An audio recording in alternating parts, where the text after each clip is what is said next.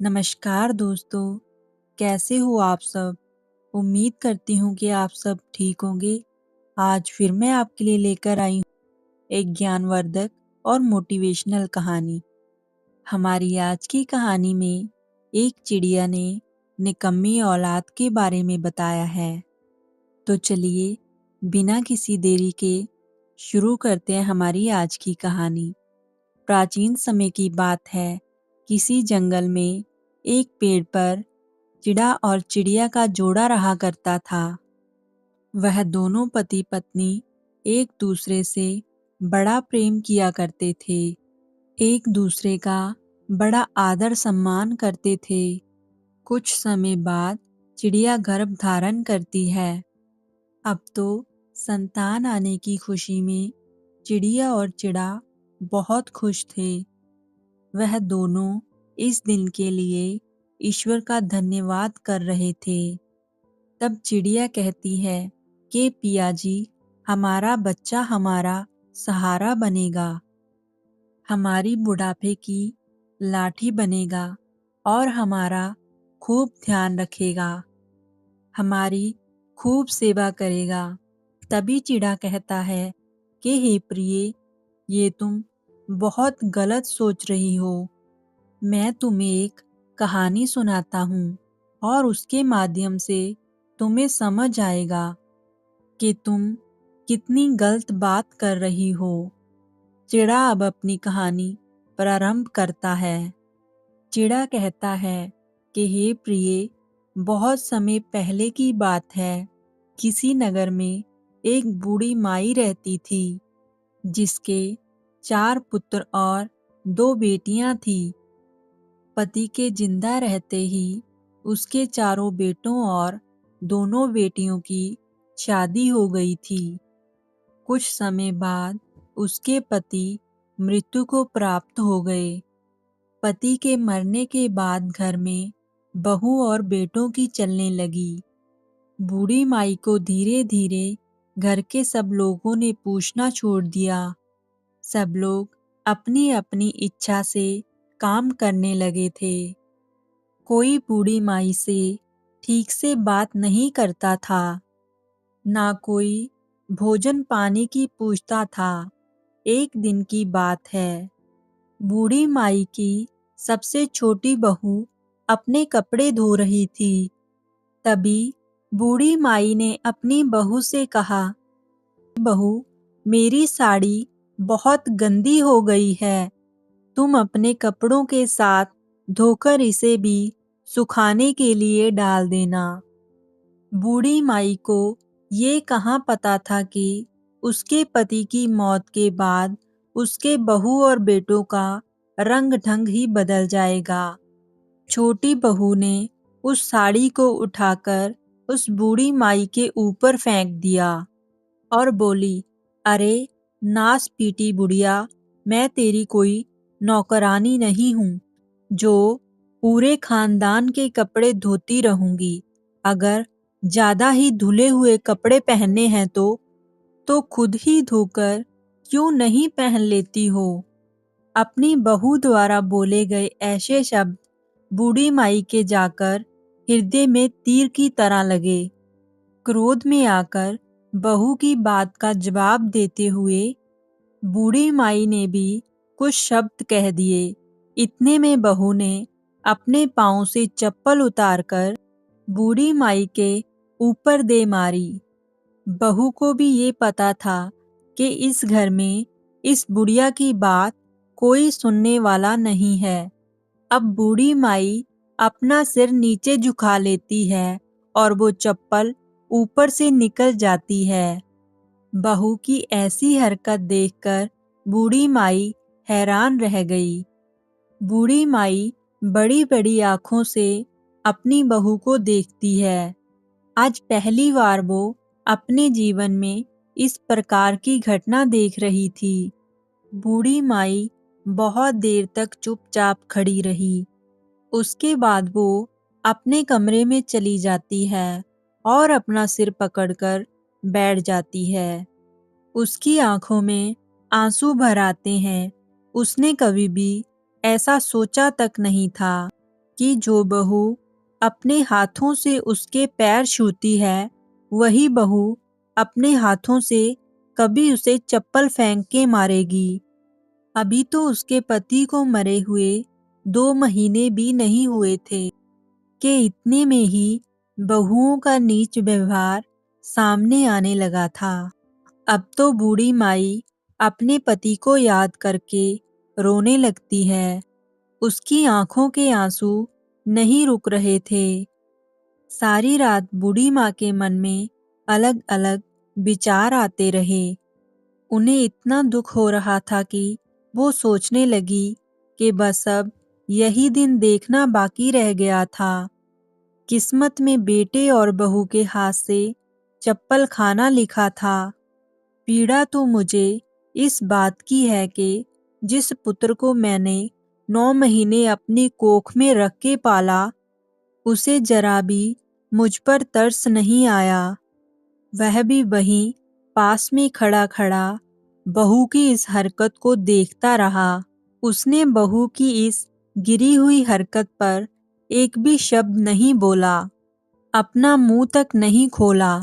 चलो, बहू तो दूसरे घर की है, पर ये तो मेरा सगा ही पुत्र है।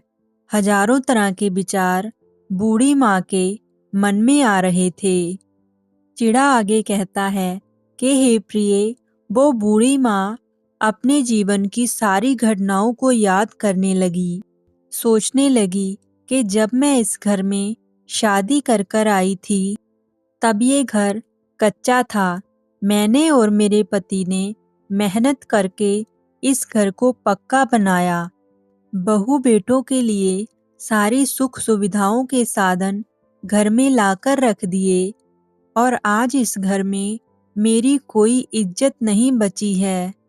कोई मुझसे 4 बातें करने वाला भी नहीं है। भगवान ऐसी दुष्ट संतान किसी को भी ना दे। मेरी सास इतनी तेज थी कि पूरे दिन मुझसे काम करवाती रहती थी। एक काम खत्म नहीं होता था तो दूसरा काम बता दिया करती थी, और मैंने तो बस एक साड़ी धोने को ही क्या बोल दिया, बहू तो मुझे चप्पल से मारने लगी। और मुझसे अगर कभी कोई गलती हो जाती थी, और मुझे डर लगता था कि मैं अपनी सास के गुस्से का सामना कैसे करूंगी। मैंने घर का पूरा काम करके 6-6 बच्चे बड़े कर लिए, और ये 8 लोगों से मैं अकेली नहीं पाली जाती। चारों पुत्रों में से किसी ने भी अपनी बूढ़ी माँ की खबर नहीं ली। पूरी रात मैंने रोते रोते गुजार दी। सुबह होते ही बूढ़ी माई एक थैले में अपने कुछ कपड़े रखती है और जरूरी सामान रखकर अपने पीहर के लिए जाने लगी। परंतु फिर भी बूढ़ी माई को रोकने के लिए, उनसे उनका दुख जानने के लिए घर का कोई सदस्य भी नहीं आया। अब वह बूढ़ी माई घर से अपना थैला लेकर निकल पड़ी और मन ही मन में सोच रही थी कि मेरा पूरा जीवन बीत चुका है।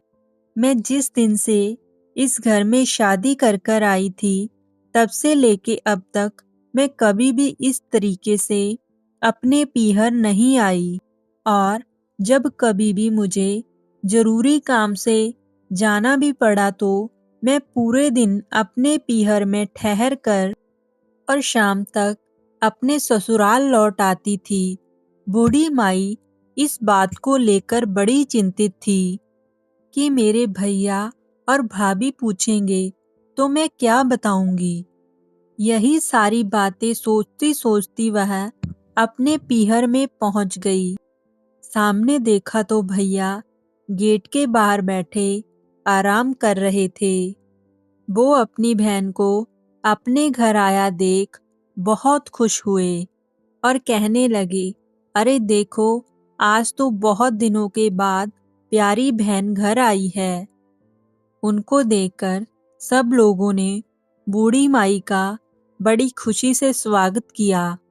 भाई ने आगे बढ़कर बहन के हाथों से थैला ले लिया।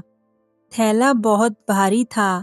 थैले को देखते ही भाई समझ गया था कि लगता है हमारी बहन हमारे घर पर बहुत दिनों के लिए रहने के लिए आई है।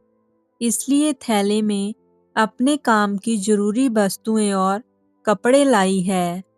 भाई ने बहन का खूब आदर सम्मान किया और पूछा, हे बहन, घर में सब ठीक तो है ना? आज एकदम से अकेले ही कैसे किसी को बिना बताए घर पर आ गई?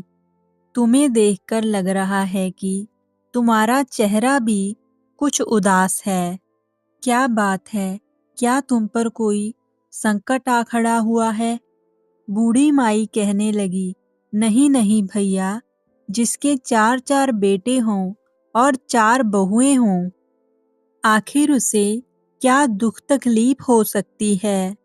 मेरा चेहरा तो बस ऐसे ही उतर गया। लंबा सफर था और थैला भारी था, इसलिए थक गई हूँ। बूढ़ी माई सही बात को छुपा लेती है। भाई कहने लगा, कोई बात नहीं बहन, यदि तुम्हारा मन वहां पर नहीं लगता तो तुम जितने दिन चाहो उतने दिन यहाँ पर आराम से रह सकती हो। ये तुम्हारा ही तो घर है। इस प्रकार वो बूढ़ी माई अपने पीहर में रहने लगी। अब पीहर में भाई के द्वारा उनका खूब ख्याल रखा जाता था। उसे किसी बात की कोई दुख तकलीफ नहीं थी। फिर भी बूढ़ी माई हर समय उदास रहती थी। उनका चेहरा हमेशा ही लटका लटका सा रहता था। उनकी आंखों के सामने उनकी बहू का दुष्ट व्यवहार दिखता रहता था। बहू की बातें उनके कलेजे के टुकड़े टुकड़े कर देती थी। जब भी वह अपने पुत्रों के व्यवहार को याद कर लेती थी तो उनका दिल टूट जाता था। वो उस घटना को जितना भुलाना चाहती थी, वह बात उनको उतनी ही याद आ जाती थी। वो यादें उनको अंदर ही अंदर घाव कर रही थी। रात भर उन्हें नींद नहीं आती थी, और नींद आती भी तो आती कैसे? अपनों के द्वारा दिया गया दुख, अपनों द्वारा किया गया अपमान, दूसरों के द्वारा पहुंचाई गई चोट इतनी तकलीफ नहीं देती है जितनी के अपनों द्वारा मिलती है। जब कोई अपना चोट देता है तो ज्यादा पीड़ा होती है। बूढ़ी माई इन सब बातों को याद करके सारा दिन दुखी रहती थी। एक दिन उसने सोचा कि मुझे यहाँ आए हुए इतने दिन हो गए हैं। मैंने तो सोचा था कि अगर मैं नाराज होकर चली जाऊंगी तो पीछे से कोई मेरा पुत्र मुझे मनाने के लिए जरूर आएगा और अपनी गलती की क्षमा मांगकर मुझे यहाँ से मनाकर ले जाएंगे। पर कोई भी मुझे मनाना तो दूर, मुझे देखने तक नहीं आया। ऐसी संतान पर धिक्कार है जो दुख में अपने माता पिता की खबर तक न ले सके। चिड़ा आगे कहता है कि हे प्रिय, बूढ़ी माँ अपने कमरे में बैठी बैठी रो रही थी कि इतने में वहां पर उनका भाई आ गया। बहन को रोते हुए भाई ने पूछा कि हे बहन, मुझे उसी दिन ऐसा लग रहा था कि जैसे तुम मुझसे कुछ छुपा रही हो, इसलिए आज तुम मुझे साफ साफ बता ही दो कि आखिर बात क्या है। तब बहन ने रोते रोते भाई को सारी बात बताई। बोली, भाई, तुम मेरी ऐसी हालत देखकर ही मेरा दुख समझ सकते हो कि आज मुझे तुम्हारे घर पर 20 दिन हो गए हैं और कोई मेरी खबर तक लेने नहीं आया। मेरी बहू और मेरे बेटे मेरे साथ अच्छा व्यवहार नहीं कर रहे हैं। यदि मुझे कोई चाहता तो क्या मेरे चारों बेटों में से कोई मुझे बुलाने नहीं आता? बहन की पूरी बात सुनकर भाई समझाने लगा, हे बहन, अगर तुम जाना चाहती हो तो वहाँ चली जाओ। आखिर तुम्हारे ही बहू बेटे हैं। बच्चों ने अगर कोई गलती कर दी तो बड़ों को बड़ा हृदय करके उनको माफ कर देना चाहिए। हो सकता है क्रोध में तुम्हारे पुत्र तुम्हें लेने के लिए नहीं आए हों। भाई के समझाने पर बूढ़ी माई ने कहा, भाई, यदि तुम कहते हो तो मैं स्वयं ही चली जाऊंगी, लेकिन मैं आज नहीं जाऊंगी। आज मैं अपने दूसरे भाई के घर जाऊंगी और उससे मिलकर मैं कल अपने घर चली जाऊंगी। इतना कहकर बूढ़ी माई अपने दूसरे भाई के घर पहुंची। वो भाई एक पहलवान था और अपने यहाँ पर पहलवानों को कुश्ती सिखाया करता था। जब बूढ़ी माई अपने पहलवान भाई के घर पहुंची तो भाई बड़ा खुश हुआ और कहने लगा कि बहन, मुझे पता चल गया था कि तुम भैया के घर आ गई हो, लेकिन मैं कुछ अधिक व्यस्त था, इसलिए तुमसे मिलने नहीं आ सका। जब भाई ने बूढ़ी माई के चेहरे को गौर से देखा तो उसे ऐसा लगा कि जैसे बहन किसी बात को लेकर बहुत दुखी है। वो पूछने लगा कि हे बहन, तुम्हारे चेहरे को देखकर लग रहा है कि जैसे कि तुम बहुत दुखी हो। क्या तुम जीजा जी के जाने के गम से अभी तक बहुत दुखी रहती हो? बताओ क्या बात है? भाई के इस प्रकार पूछने पर बहन की आंखों से आंसू बहने लगे। अब वह रोने लगी और उसने अपने भाई को सारी बात बता दी। बूढ़ी माई बोली, हे भाई, मेरी बहुएं मुझ पर अत्याचार करती हैं। मेरे पुत्र भी कुछ नहीं कहते हैं। वो भी अपनी पत्नी का ही साथ देते हैं। कई कई दिनों तक मैं भूखी प्यासी पड़ी रहती हूँ। कोई मुझसे खाने की नहीं पूछता है। बहुएं मुझे चप्पल फेंक कर मारती हैं और मेरे पुत्र खड़े होकर बस तमाशा देखते रहते हैं। ऐसे पुत्र होने से तो अच्छा था कि मैं बिना संतान के ही मर जाती। कभी कभी मन में आता है कि ऐसी जिंदगी से तो मर जाना ही अच्छा है। बहन का दुखड़ा सुनकर पहलवान भाई का खून खौल उठता है। उसने तुरंत ही अपने पहलवानों को बुलाया और अपनी बहन के घर पर लेकर पहुंच गया। उधर चारों बेटों और बहुओं ने जब देखा कि पहलवान आए हैं तो वो उनसे डरकर कांपने लगे। पहलवान ने कहा, देखो भांजो, अगर अपनी भलाई चाहते हो तो मेरी बहन का घर खाली करके एक दिन के अंदर अंदर यहाँ से चले जाओ। ये घर मेरे जीजाजी और मेरी बहन ने बनाया है। तुम्हारा इस घर पर कोई अधिकार नहीं है।